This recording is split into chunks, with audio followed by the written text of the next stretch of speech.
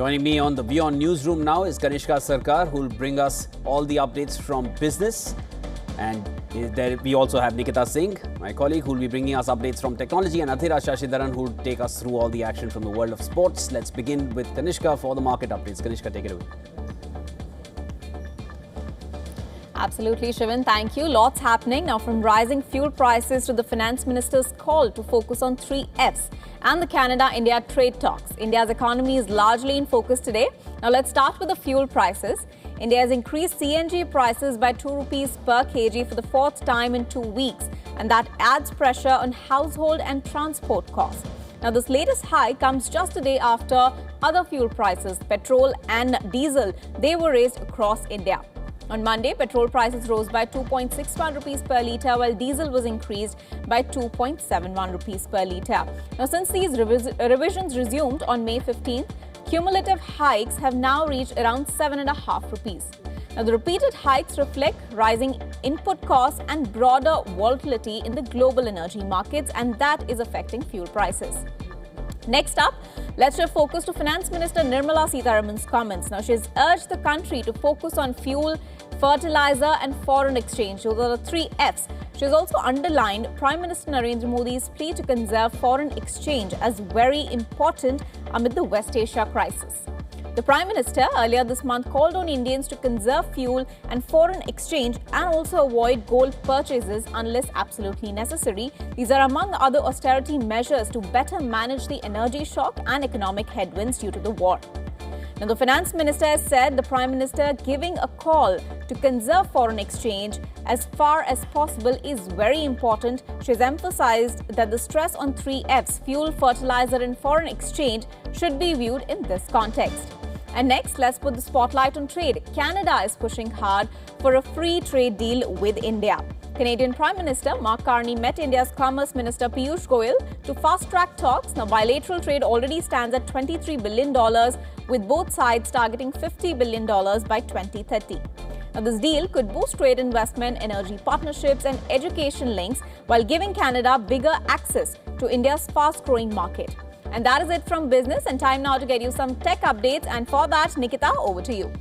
Thanks so much, Kanishka. First up, X is cracking down on accounts that re-upload viral videos from smaller creators to farm engagement and earn money through the platform's creator monetization program. Now, the move comes as the company tries to push more original content on the platform. X, ahead of a product, Nikita Beer, has said that some large accounts were programmatically re-uploading content from smaller creators without proper credit to game the revenue sharing system. The platform said impressions from reposted videos will now be credited entirely to the original creator.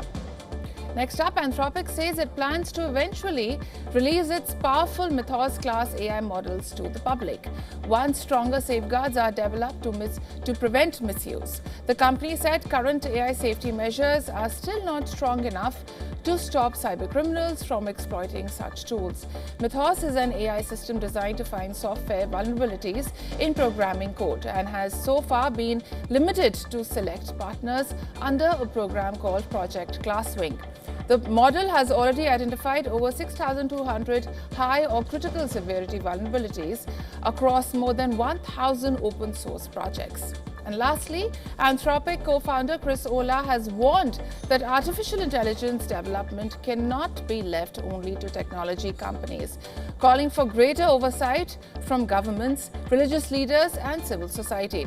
Speaking at the Vatican during the presentation of Pope Leo's first AI-focused encyclical, Olah said there was a real possibility that AI could displace human labor on a massive scale. He warned that AI companies faced commercial and geopolitical pressures that may conflict with the public good, making external scrutiny essential. Well, that's it from the world of tech. Now, my colleague Athira would be taking you through some sports updates across the globe. Over to you, Athira. Thank you so much, Nikita. Here are the top sports stories that we're tracking for you at this hour. We'll begin with football first. Mexico president has agreed to allow Iran to base itself in Mexico during the World Cup. She also claimed that the United States was unwilling to host the team. FIFA has confirmed Iran's training base will be Mexico's Tijuana, and Iran were originally given Arizona as the World Cup base. Tijuana officials said that preparations are already in place to receive the Iranian and related security concern has led to uncertainty around Iran's participation. The World Cup is being co-hosted by the United States, Canada and Mexico. Iran is scheduled to play all its group stage matches in the United States. They will play New Zealand on 15 June and Belgium on June 21 in LA and Egypt in Seattle on June 26. Over in basketball now, the New York Knicks have reached the NBA Finals for the first time in 27 years. They defeated Cleveland Cavaliers 130-93 to complete a 4-game sweep of the Eastern Conference Final. Karl Anthony Towns led the Knicks with 19 points and 14 rebounds, while Eastern Conference Finals MVP Brunson added 15 points.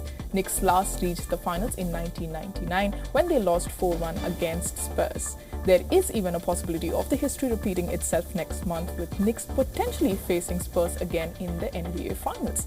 The defending champions, that is the Oklahoma City Thunder, and Spurs are currently tied 2-2 in the Western Conference Finals. Well, with that, we have come to the end of the sports segment. It's back to you, Shivan.